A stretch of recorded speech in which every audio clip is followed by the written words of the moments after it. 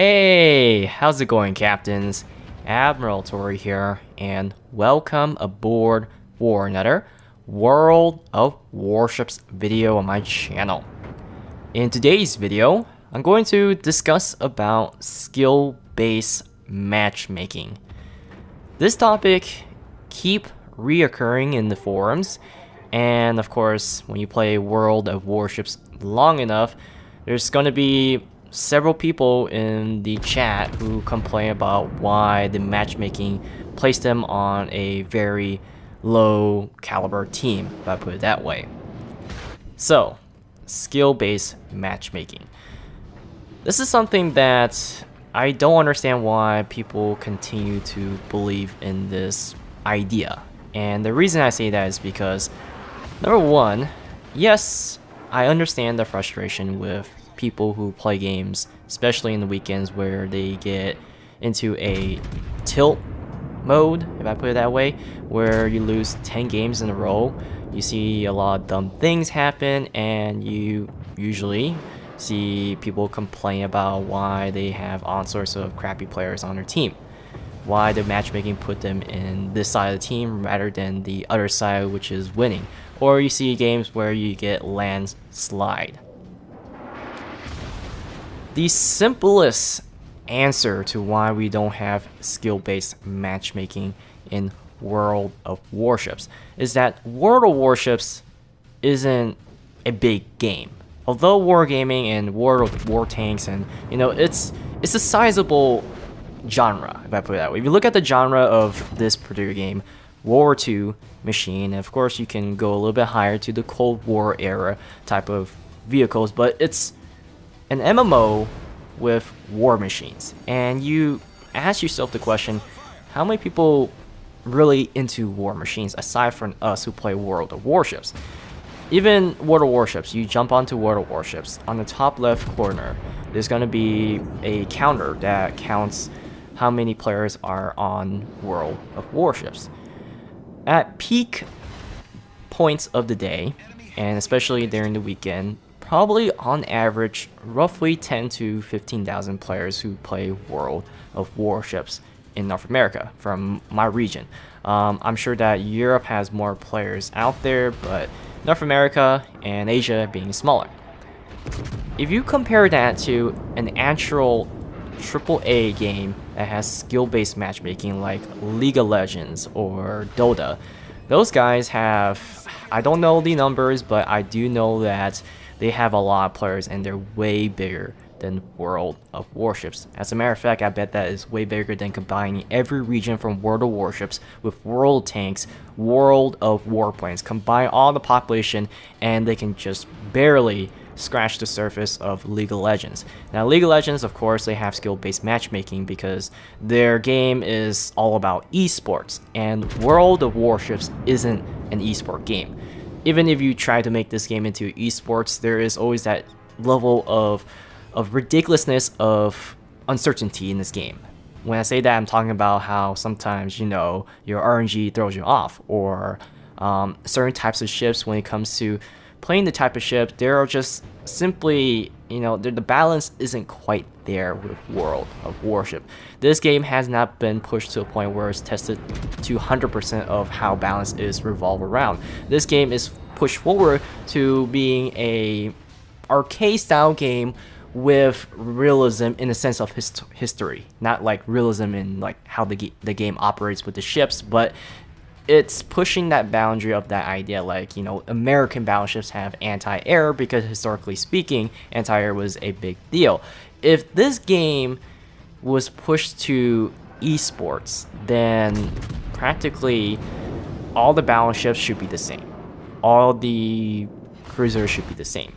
So the point I'm trying to get here is that there's no such thing as skill in World of Warships. I know, mind-blowing. You've seen good players and bad players, but the way the game is developed from the beginning wasn't supposed to be around that idea. But I'm not saying that, you don't need skill to play in this game. Of course, there is that region where we separate between the good people, the bad people, and the average Joe. Now, when I talk about average Joe, the pros and the bads and all the other players, think about the distribution, the population, the people's skill. 10%, 5 to 10% people are genuinely good.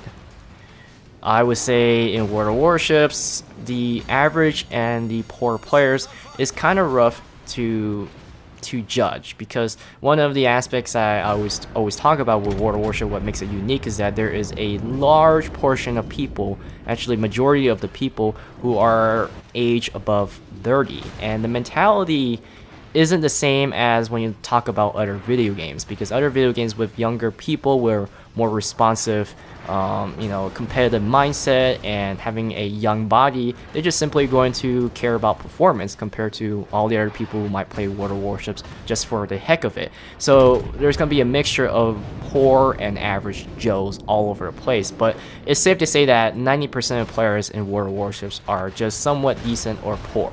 You just combine those two population together because it's really hard to judge. But 5 to 10%, I would say that they're genuinely good in the game. Think about that. Put those numbers to your head, and we're talking about 10,000 players compared to like League of Legends, who probably have 100,000 players. If we had skill-based matchmaking in randoms, if you're really good at this game and you wish every game you had a good team, you're going to be spending roughly 10 to 20 minutes in queue. And this is something like, not hypothetical. This isn't even a hypothetical idea, because I've seen League of Legends streamers who sit in the queue for that long and they play a game in the background because they're way in the top 10%. I don't know about you, but when we're talking about a game that you're looking to get into, grab the XP, grab the credits, and leave and find another game and keep getting that, that currency kicking in, if you're going to be spending 20 minutes in queue, that's going to be a problem. Now, of course, how about, the average Joe section of the skills-based matchmaking? I think they're going to have a better time compared to the top players. And, although it's nice to be playing with players who have some sort of level of skill to actually make the team function correctly, you gotta realize that it will get tiresome to play World of Warship in the upper end of the game. Let's just pretend that every time you're part of 10%, you're just gonna be getting into queue and getting a game roughly every 2 minutes. It's quite a work to do well, because you're going against other players who also do well. At the same time, the game is going to be much slower in the upper end. Well, why did I know this? Well, rank season is a perfect example how it models skill-based matchmaking. People play differently, and most of the time in the upper parts of the rank of World of Warships during the season, they tend to play much more selfish in the sense of they want to do well. And when you go against these tough players, you end up at the bottom of the leaderboard. You're not receiving as much XP as an average Joe who actually do decent in the game, which means that you really have to work to get the same amount of XP because you're going against tougher players. That is a lot of energy, and I'd rather be in the average Joe or poor player matchmaking than to try hard every time just to make a decent amount of XP or credits. So if you're a top player in the average Joe matchmaking, if you get into like the higher end of matchmaking where you really belong, you're probably going to be at the middle or the bottom, and sometimes or rarely at the top, because you're playing with people who are really good, unless you're really good, but I doubt that everyone's good. Not only that, it depends on the ship you play, because sometimes we play ships that are not that great. It affects your performance, so if you're really good and you play a really crappy ship, you probably end up in the middle of the scoreboard rather than at the top, as if you were playing your best ship. And, if you add that idea with the roughly 5 minutes in queue, and then you have to consider that matchmaking has to chop up the players because of the ship type. We want 2 destroyers on each side of the team. We want 1 carrier per side. We need 3 battleships on each side. It makes it worse with the matchmaking, which means that you can spend even more time in matchmaking. So just implementing matchmaking with 10,000 players at peak, I usually see like 6,000 to 8,000 on average, but at peak moments 10 to 15,000. And not everyone, like I said, most people who are, they're roughly about 30 plus in years when it comes to playing games at their age, they are busy. Okay, I think most of the time, sometimes people come home at nighttime, and nighttime isn't the peak hour. So time, the skill level, the number of players, and the shift type that the matchmaking has to decide, you're going to be spending in queue for quite some time. And that is the fact that World of Warships is in. Now, how about we hypothetically speak that, well, what if World of Warship was a perfect world? Would skill-based matchmaking make sense? Like I said, this is an MMO. We are here to grind and get the ship. Even if you get the perfect 2-minute queue with the good players, just, thinking about it, it will not only hammer on the queues, the queue time or how the ship time is going to be allocated and how players are spread out, it's going to really hammer on the mentality of this game. And when I say that, it's going to really hurt and we're probably going to regret it.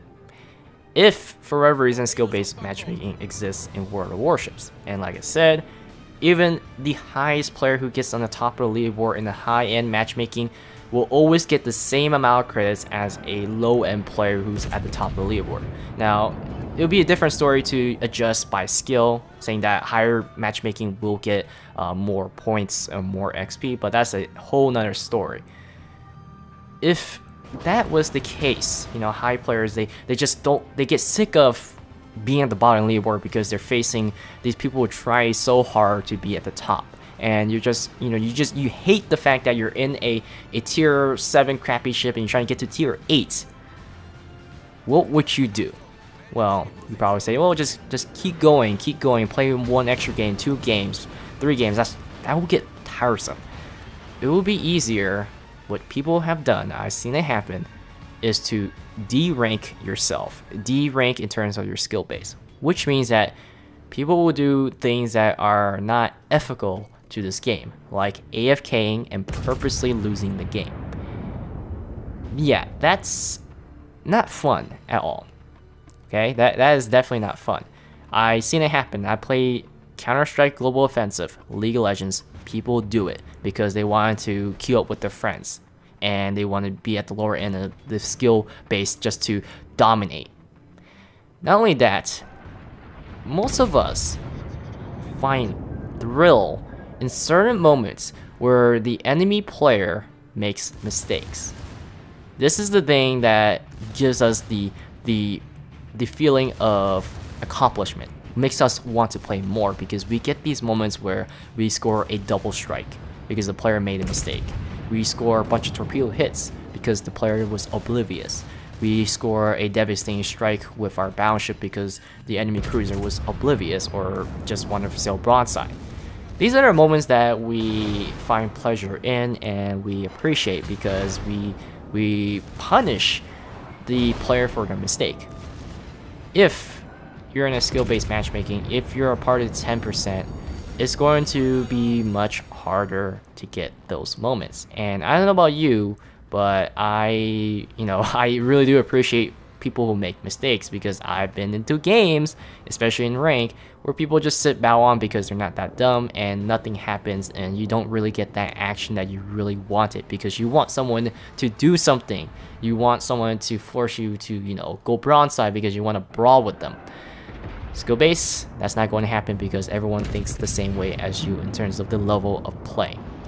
So, queue time, the population, the effort to just grind in this game, all of this add up to, being not as enjoyable as I would. And as skill-based, the idea, a lot of people think it is appealing, but I think probably 10% really wanted it, and once they get it, they probably don't like what they want to see. Maybe I'm wrong. Maybe in the alternative universe, it might be a better choice. But to me, skill-based, it's not a great idea. If they wanted to do the skill-based, then they should allow rank season all year round, just constantly going season after season. But as we know it, that's not how World Warship is, so they're not gonna do that.